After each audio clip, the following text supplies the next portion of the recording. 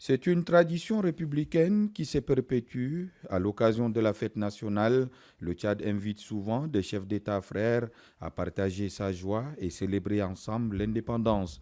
Ce 11 août 2026, deux personnalités ont répondu à l'appel.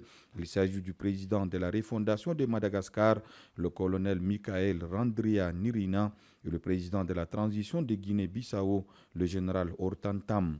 C'est avec tous les honneurs que le président malgache a été reçu en premier par le maréchal du Tchad, Mohamed Idriss Déby Itnou, au palais Toumaï. Le colonel Michael Randria Nirina, qui visite le Tchad pour la première fois, s'est entretenu en tête-à-tête avec son homologue tchadien. Cet entretien, le premier du genre également entre les deux dirigeants, a permis d'aborder les axes de coopération existants entre le Tchad et Madagascar, ainsi que les perspectives de leur renforcement dans divers domaines d'intérêt commun. Une heure à peine après l'audience accordée au président malgache, le maréchal du Tchad, Mohamed Idriss Déby Itnou, a réservé un accueil similaire au président de transition de Guinée-Bissau. Le général Hortan Tam a fait le point de la situation politique et sécuritaire de son pays en cette période charnière de transition.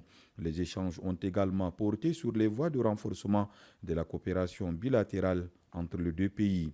Par leur présence en N'Djamena, les deux chefs d'État entendent honorer le Tchad à l'occasion de la fête de son indépendance. Mais au-delà du protocole, ces visites revêtent une signification politique profonde. En effet, la Guinée-Bissau et Madagascar traversent, à l'instar du Tchad, il y a quelques années, une période de transition politique.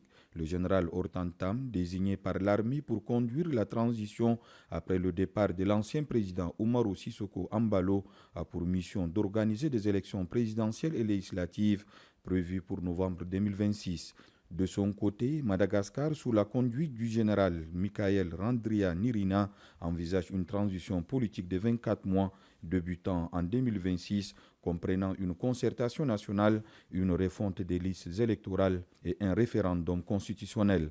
Dans ce contexte, la présence de deux dirigeants en N'Djamena n'est pas anodine. Le Tchad, qui a mené à bien sa propre transition et organisé des élections apaisées, est devenu un cas d'école sur le continent. Son expérience constitue désormais une référence pour les pays engagés dans des processus similaires.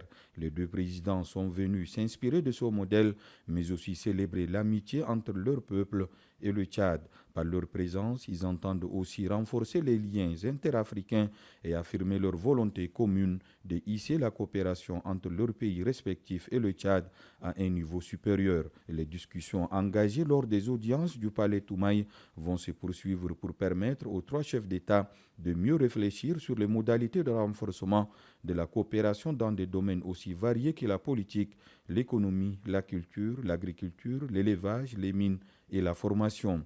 La soirée s'est achevée par un dîner offert par le maréchal du Tchad, Mohamed Idriss Déby Itnou, à l'honneur de ses deux hôtes. La cérémonie s'est déroulée dans une ambiance festive et conviviale en présence des délégations de deux pays et des officiels tchadiens.